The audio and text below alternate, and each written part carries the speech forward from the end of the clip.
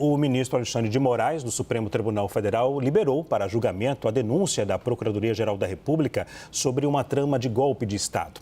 O presidente da primeira turma, ministro Cristiano Zanin, deve definir a data para análise. Vamos ao vivo até Brasília, porque quem acompanha esse assunto é a nossa repórter Thaisa Medeiros. Muito boa tarde, Thaisa.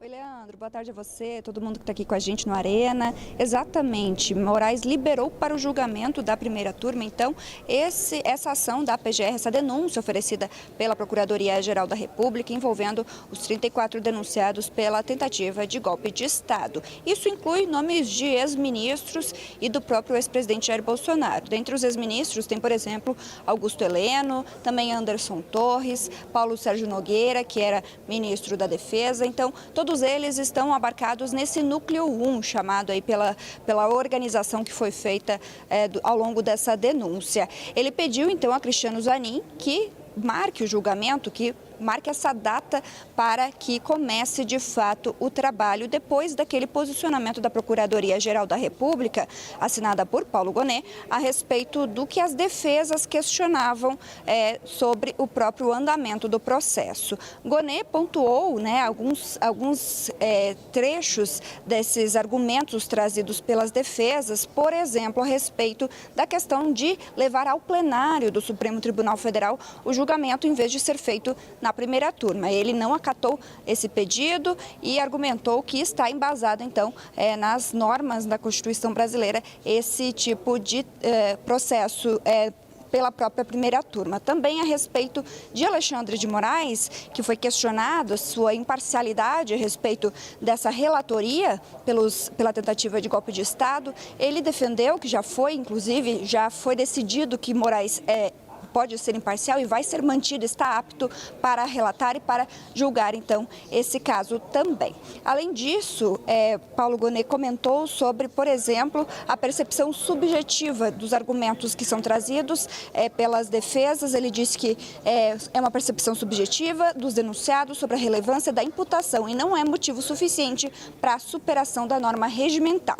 Ele falou também que não cabe a figura de um juiz de garantias nesse caso. Então, a partir desse posicionamento da PGR, que tinha sido dado prazo de 5 dias para ser feito a respeito desse núcleo 1, é que Moraes faz esse pedido a Cristiano Zanin, que é o presidente da primeira turma, e agora vai marcar uma data para, de fato, se iniciar esse julgamento. Mais cedo, a Luísa Martins trouxe a informação de que há uma previsão, há uma expectativa de que isso já seja feito ainda nesse mês de março. Agora tem mais uma parte, que são os outros núcleos dessa investigação, dessa denúncia oferecida pela PGR, que vão ser respondidos por Paulo Gonet. E aí inclui outras pessoas daqueles 34 denunciados. Mas nessa primeira parte já temos contemplados aí nomes importantes, como o do próprio ex-presidente Jair Bolsonaro. Volto com você.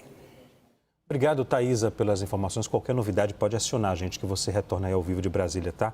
Ontem eu conversei sobre os bastidores de Brasília com a Thaisa, ontem à tarde, né? Aí em Brasília eu estava lá e ela me contou as novidades, os bastidores, o que pode acontecer, o que não pode acontecer. Depois você relata pra gente aqui os bastidores também, tá bom? Obrigado, querida. Vou dar meu muito boa noite, já que já são 6 horas, aos meus colegas, a Juliana Lopes, que ficou... Né? Voltei, olha ela, voltou, né? Voltei. Obrigado por ter. Imagina. Beijo, viu? Também o querido Vitor. Tudo bem, Vitor? Saudade de você. Saudade também, falei de vocês bastante ontem em Brasília. Bem ou mal?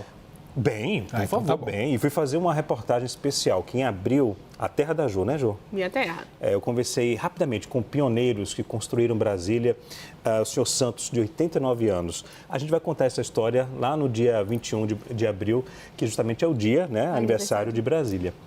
Vamos aos bastidores. Ju, já existe repercussão de adversários do ex-presidente sobre o assunto? É um passo desse julgamento, que é um assunto, um dos mais importantes de 2025. E também, Leandro, tem uma discussão sobre como é que esse assunto vai impactar 2026, que é um ano eleitoral. O que a gente vem acompanhando? Uma estratégia do outro lado, ali do grupo adversário ao ex-presidente Jair Bolsonaro, grupo do PT, que é de tentar dosar um pouco as falas, mas mencionando a prisão, a possibilidade de prisão do ex-presidente nesse ano de 2025. Isso veio numa postagem feita justamente pelo atual líder do governo, líder do partido na Câmara dos Deputados, Lindbergh Farias.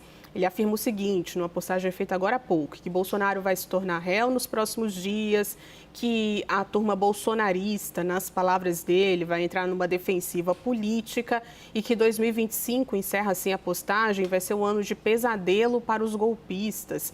Bolsonaro vai ser preso. A gente chama atenção para esse ponto porque tem uma subida de tom nas palavras usadas pelos petistas nesse momento, porque é um momento em que o ex-presidente voltou a falar com Valdemar Costa Neto, presidente do partido, fez discurso ontem, tem manifestações programadas para os próximos fins de semana no Rio de Janeiro e também em São Paulo. Tem uma estratégia também do lado bolsonarista de tentar amenizar os impactos desse julgamento e tentar se projetar politicamente pensando nas eleições de 2026. Então, daqui para frente, na verdade, a gente já está vendo desde o fim do ano passado, mas daqui para frente a gente vai ver isso de uma maneira muito intensa, né? Bolsonaristas ali tentando se defender, tentando colocar esse julgamento nessa polarização, no meio dessa polarização aqui no Brasil, tentando também jogar críticas ao presidente Lula e, do outro lado, um grupo petista falando muito sobre a prisão